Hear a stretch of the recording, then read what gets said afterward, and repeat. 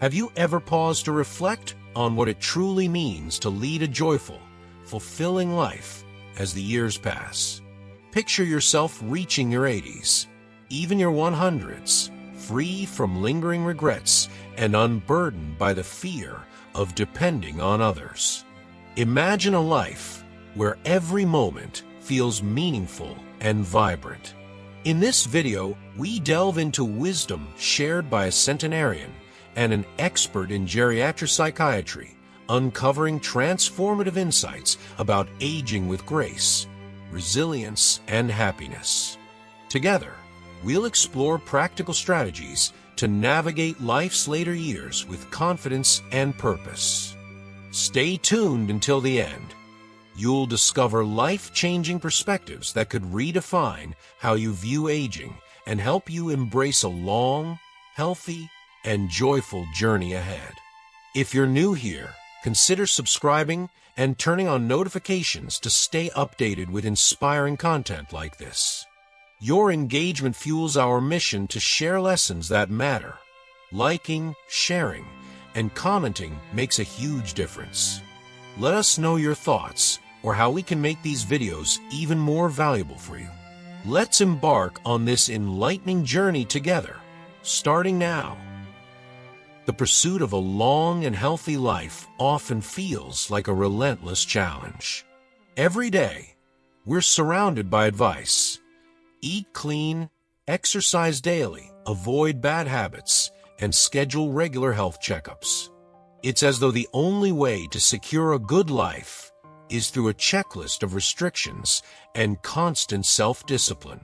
For example, when we treat advice about eat clean, here's a list of daily tips to help you eat clean and maintain a healthy, balanced diet.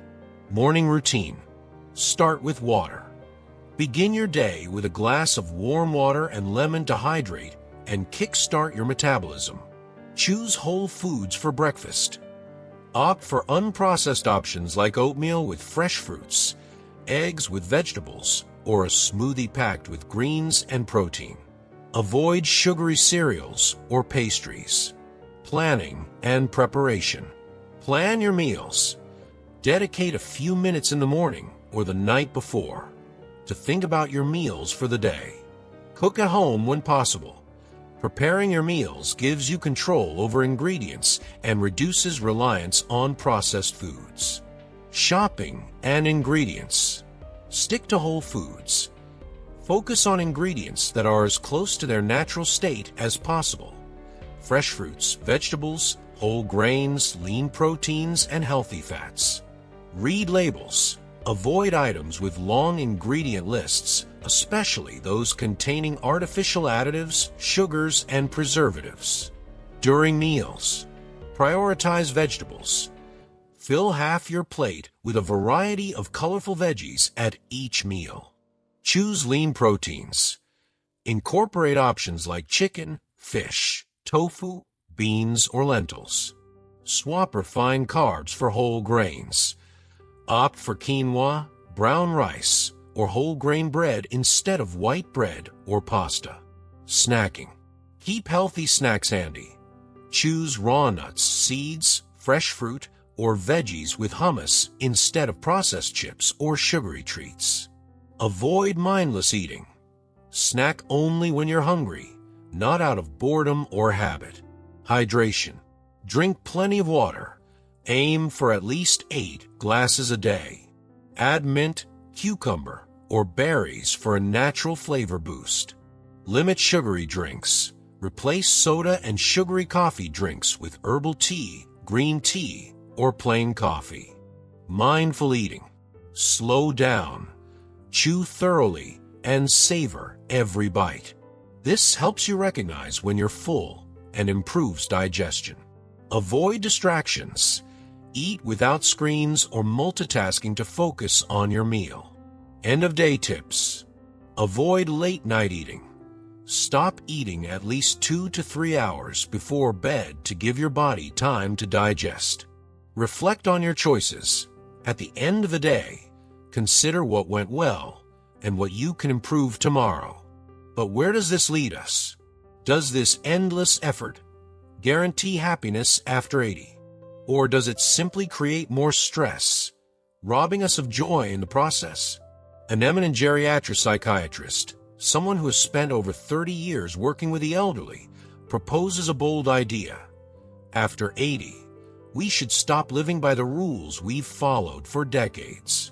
Instead, we should embrace the freedom to live on our terms. It's a striking notion, one that turns conventional wisdom on its head. Imagine this. You indulge in the foods you love without second-guessing yourself. You enjoy that occasional glass of wine, not out of guilt, but as a celebration of life. If you've always found solace in a cigarette, you allow yourself that comfort. These might sound like indulgences we're conditioned to avoid, yet this expert insists they hold the key to a happier existence in our later years. Why?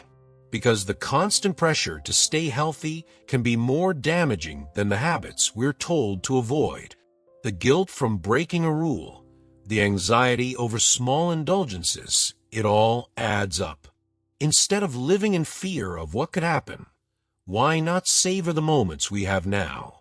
This isn't reckless advice. It's rooted in decades of research and observation. This psychiatrist has spent a lifetime listening to the stories of the elderly, studying how they navigate aging, and understanding the emotional toll of strict self-denial. He's seen firsthand how people burdened by endless health rules often feel trapped, rather than liberated, in their pursuit of longevity. More than that, he challenges our deepest fears about aging and illness. Cancer, heart disease, and other ailments we dread are part of life's natural arc. Instead of resisting the inevitable, he encourages us to accept these realities with grace. There's a profound peace in letting go of battles we cannot win. So, what's the point of living longer if we're not truly living? Years filled with anxiety, guilt, and missed pleasures don't add value. They detract from it. The irony is clear. We spend so much time trying to preserve life that we forget to enjoy it. It's an invitation to embrace balance, to shift our focus from mere survival to genuine fulfillment. As we age, the joy of a good meal, the warmth of a shared drink, or the comfort of a familiar ritual becomes more meaningful than the years we might add by avoiding them. In the end, life isn't just about the number of days we live.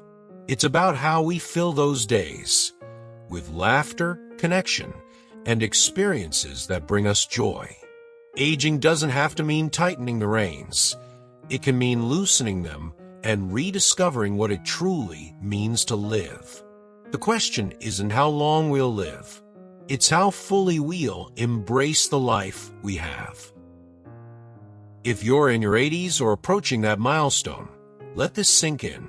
You've reached a point in life where the focus should shift entirely to joy, not worry. Think about it. You've faced life's hurdles, built your legacy, and weathered storms. Now is the time to embrace freedom and truly live for yourself. Set aside the endless cycle of checkups, rigid diets, and routines meant to eke out a few more years. You've earned the right to savor each moment, unshackled by unnecessary rules. Imagine waking up and choosing to indulge in the things that bring you happiness, without guilt or second-guessing. Isn't that what life at this stage is meant to be? One of the most compelling examples of this idea is the story of Steve Jobs, co-founder of Apple Incorporated, a visionary who changed the way we interact with technology. His life offers a poignant illustration of ambition, success, and ultimately, the search for deeper meaning in the face of mortality. The early years of relentless ambition. Steve Jobs was a man driven by an extraordinary vision. From the moment he co-founded Apple in 1976, his mission was clear: to make technology personal and accessible. He wasn't just building computers. He was creating tools that would change the world. His obsessive attention to detail and relentless pursuit of perfection shaped the birth of the Macintosh, the iPod, and the iPhone. Each innovation brought him closer to what many would consider the pinnacle of success: fame, wealth, and influence. Yet, even as Apple grew into one of the most valuable companies in the world, Jobs remained restless. He demanded perfection not only from his products, but from those around him. He was known for his intensity, pushing his employees to their limits. He saw the world differently and refused to compromise on his vision. To the outside world, Jobs seemed untouchable, a man who had everything. A shocking diagnosis. In 2003, at the height of his success, Jobs was diagnosed with a rare form of pancreatic cancer. Unlike most cancers of its kind, his was slow-growing and initially treatable. But Jobs, ever the innovator, chose an unconventional path. He delayed surgery, opting instead for alternative treatments, believing that his intellect and unique perspective could help him outsmart the disease. He pursued a range of remedies, from special diets to holistic medicine, in the hope that he could rewrite the rules of biology as he had with technology. However, cancer is indifferent to genius. By the time Jobs consented to surgery, the disease had advanced. Despite his continued efforts, the prognosis grew grimmer. It became clear that even the greatest minds cannot escape the inevitable. A shift in perspective. In the final years of his life, Jobs underwent a profound transformation. The man who once defined himself by his work began to reflect on what truly mattered. He became more introspective, more aware of the limits of wealth and power. In a now famous speech at Stanford University's 2005 commencement ceremony, Jobs spoke candidly about death. Remembering that you're going to die is the best way I know to avoid the trap of thinking you have something to lose. You are already naked. There is no reason not to follow your heart. These words were not just advice for the young graduates in the audience.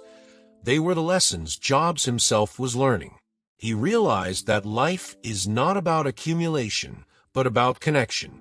In those final years, he focused on spending time with his family, especially his children, nurturing relationships that had once taken a back seat to his work. The legacy of a life well lived. Steve Jobs passed away in October 2011 at the age of 56. His death was mourned around the world, but his legacy endures, not only in the devices that revolutionized modern life, but in the lessons he left behind. Jobs' story is a testament to the idea that no amount of wealth, innovation, or success can forestall the inevitable. It reminds us that life's true value is found in how we spend our time, who we spend it with, and the moments we choose to cherish. In the end, Jobs' journey illustrates a powerful truth. No one can escape death, but we can all choose how we live. His final chapter was not defined by his achievements, but by the wisdom he gained, embracing the fragility of life, finding peace in the present, and letting go of the relentless pursuit of more. Our uncle, Lucas, was the kind of man who spent his life in pursuit of perfection. For decades, he adhered to every piece of advice the world threw at him. Limit salt, avoid sugar, exercise daily, and keep a careful eye on his cholesterol. He was meticulous, disciplined, and determined to squeeze every possible moment out of life. And for a while, it seemed to work. Uncle Lucas raised a family, built a thriving business, and was celebrated in the community for his wisdom and generosity. But as the years crept on and his 80th birthday loomed, something in him began to change. His body, once so strong, grew slower, less willing to obey the demands he placed on it. The endless doctor's visits, the growing list of prescriptions, and the constant restrictions on his diet started to feel like a weight he couldn't shake. One summer evening, we found him sitting alone on the back porch, his gaze fixed on the horizon. The sun was setting in hues of orange and gold, and in his hands, he held an old photograph. It was a picture of him and our late Aunt, Maria, standing on a beach in Italy during their honeymoon. They were young, vibrant, carefree. He smiled faintly as we approached. "Did I ever tell you about this trip?" he asked, his voice filled with nostalgia. We shook our heads, eager to listen. He leaned back in his chair and began recounting the story of that summer. They had spent weeks wandering the cobbled streets of small villages, eating gelato under the stars, and dancing to street musicians in bustling piazzas. "We didn't care about calories back then," he said with a chuckle. "We didn't worry about schedules or rules. We just lived." That night, something shifted in Uncle Lucas. He didn't say outright, but we could see it in the way he lingered over the simple pleasures, the warmth of a morning coffee, the sound of birds in the garden, the taste of a buttery croissant. It was as if he decided that the years he had left weren't meant to be spent striving for perfection, but savoring the life he'd worked so hard to build. One day, he surprised us all. Instead of heading to his usual checkup, he called to cancel the appointment and invited us over for lunch instead. When we arrived, the house smelled of roasted garlic and fresh herbs. He had cooked a feast, the kind of rich, flavorful meal he hadn't indulged in for years. "Today's not about rules," he said with a wink. "It's about living." Over the next few months, Uncle Lucas began to shed the habits that no longer served him. He stopped tracking every bite of food and counting steps on his pedometer. He started gardening again, planting roses and tomatoes with the same care he once gave to his spreadsheets. When the weather was kind, he'd sit outside with a glass of wine, a book in his lap, and a soft smile on his face. His transformation didn't go unnoticed. His children, worried at first, eventually came to understand. "Dad, you seem different," his eldest daughter said during a family dinner. "Happier." He looked at her with a knowing grin. "I've spent so much of my life trying to live longer that I forgot to live better. That's what I'm doing now." The changes weren't just in his actions, but in his spirit. He started taking trips to places he'd always dreamed of visiting.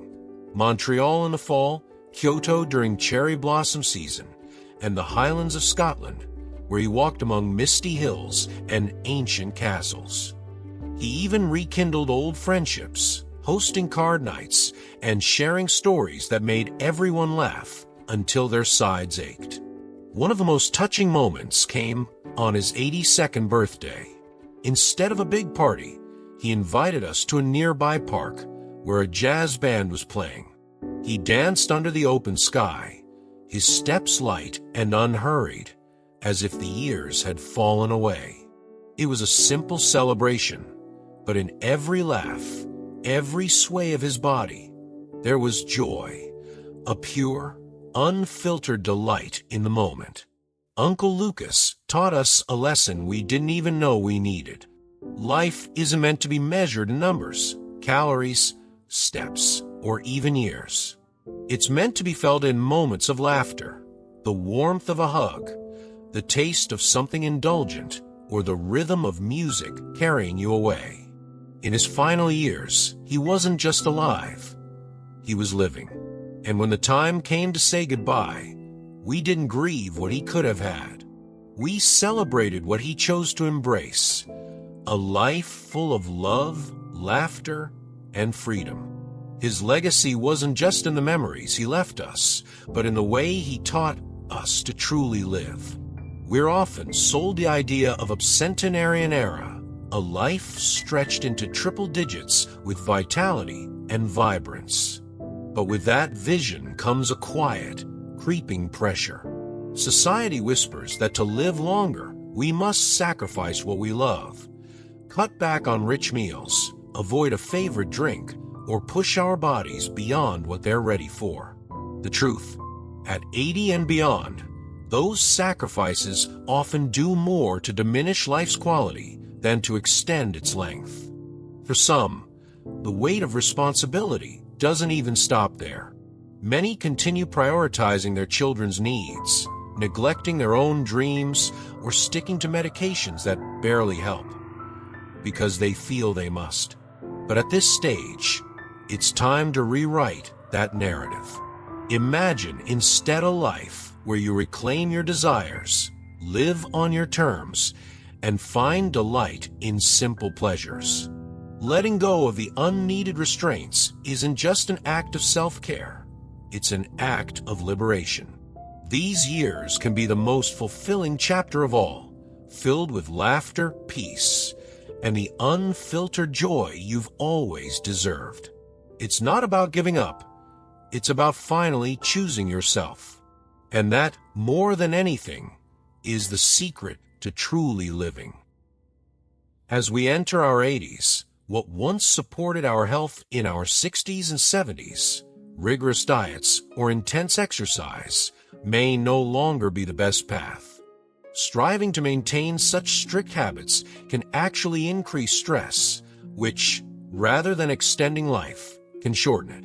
At this stage, it's important to realize that we've already lived a rich, full life. We've worked hard, overcome challenges, and now it's time to prioritize happiness. This is the phase to savor the small joys and seek peace in our daily routines. Dr. Hope, through years of experience, discovered that medical texts and research don't always have the answers. They can't account for the unique life stories that each of us carries. Every individual is like a living textbook, shaped by their own experiences, struggles, and triumphs. We are all the protagonists of our personal stories. Research consistently demonstrates that as we age, prioritizing emotional well-being and the joys of life is more beneficial than adhering strictly to rigid health regimens. Older adults naturally focus on positive experiences, a tendency that significantly enhances their mental health. Research by Charles and Mather shows that seniors are more attuned to positive stimuli, such as joyful moments, while paying less attention to negative ones. This selective attention to uplifting experiences fosters emotional resilience and promotes overall well-being, highlighting the importance of embracing positivity in later years. Equally important to healthy aging are strong social connections. A landmark study by Lisa Berkman found that individuals with robust social ties tend to live longer, even when factors like physical activity and smoking habits are accounted for. This finding underscores the essential role of emotional health and meaningful relationships in longevity, emphasizing that companionship and connection are critical, particularly in the later stages of life. The Harvard Chan School of Public Health reinforces this idea, suggesting that fostering social bonds is as vital as traditional health measures. Beyond mental health, positive emotions such as happiness and optimism offer tangible physical benefits. Research has shown that these emotions can protect heart health by mitigating the harmful effects of stress hormones like cortisol. According to the Harvard Chan School of Public Health, maintaining a positive outlook can help reduce cardiovascular risks, further supporting the notion that joy and emotional balance are key to healthy aging. Taken together, these findings suggest that life after 80 should shift away from rigid health constraints and instead emphasize cultivating joy, nurturing social connections, and embracing positive experiences. By prioritizing mental well-being, Seniors can not only enhance their emotional resilience, but also improve their overall quality of life and extend their longevity. Life setbacks can strike at any age, leading to both physical and mental challenges. Dr. Hope believes that after 80, the focus should shift from adding more restrictions to embracing a journey of fulfillment. This is no longer about merely surviving. It's about thriving, however that may look for each person. It's time to release the unnecessary health anxieties, to stop denying ourselves the pleasures we enjoy, and to concentrate on what brings us contentment. Whether it's indulging in favorite foods, spending time with loved ones, or simply relaxing, the key to a fulfilling life in our later years is living authentically, savoring the present, and finding inner peace. The message is unmistakable. After decades of navigating the demands of life, reaching your 80s offers a chance to rewrite the narrative. It's an invitation to embrace joy over obligation, to finally step away from the ceaseless pursuit of societal validation. This is the chapter where you live for yourself, unburdened by the expectations that once loomed so large. More than 2 millennia ago, Qin Shi Huang, the first emperor to unite China, wielded unmatched authority and commanded vast wealth. His conquests were legendary, his empire expansive. Yet, amid all his triumphs, there remained one elusive desire: immortality. He searched tirelessly, yearning to conquer death as he had conquered nations. Potions, elixirs, and remedies were sought, each promising eternal life. But in the end, it was this very obsession that sealed his fate. The so-called elixir of life he consumed contained mercury, a poison that hastened his death rather than defying it. His quest for the eternal only underscored life's inescapable truth. Even the greatest among us cannot outmaneuver mortality. This ancient tale holds a timeless truth. Even the most powerful, those who appeared untouchable, were bound by the same destiny that awaits us all. Steve Jobs, a visionary who transformed the world with Apple, succumbed to the same fate.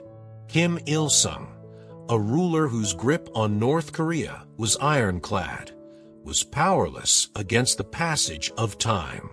Lee Kuan-hee, the towering figure behind Samsung's global empire, spent his final years confined to a hospital bed. No throne, no empire, no fortune can shield anyone from the inevitability of aging and death. But perhaps the real question is this: who truly lived well? Those who chased glory and power, only to find it fleeting, or those who embraced the wisdom that life's final years uniquely offer? Among the elderly who radiate peace and contentment, a different kind of insight emerges. 2 lessons stand out. The first is a quiet rebellion against over-reliance on medication. By the time many reach their mid-80s, the body becomes a patchwork of ailments. Cancer, often silent, may already be present. Yet these individuals teach us that not every ache requires intervention. Not every discomfort demands prescription. Hospitals, with their sterile routines and endless prescriptions, are not always the sanctuary they seem.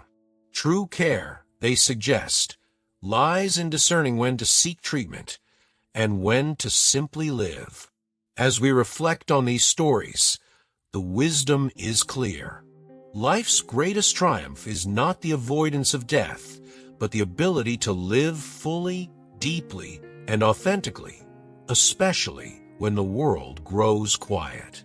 This is the time to prioritize joy, to find beauty in the ordinary, and to let go of what no longer matters.